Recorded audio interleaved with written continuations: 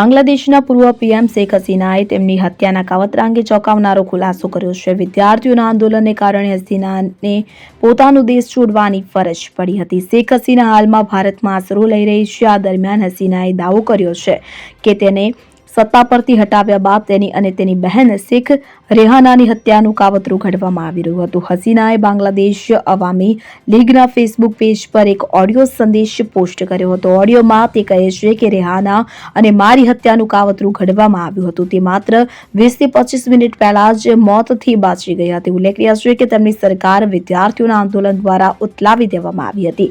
તે ઘટનાઓને યાદ કરતા હસીનાએ દાવો કર્યો હતો કે કાવતરું સુનિશ્ચિત રીતે ઘડવામાં આવ્યું હતું। હસીના કહે છે કે મને લાગે છે કે આ અલ્લાહની ઈચ્છા હતી કે જેના કારણે હું બચી શકી।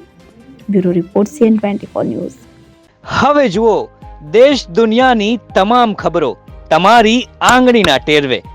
ઉઠાવો મોબાઈલ અને ગૂગલ પ્લે સ્ટોર પરથી ડાઉનલોડ કરો અમારી CN24 ન્યૂઝ મોબાઈલ એપ।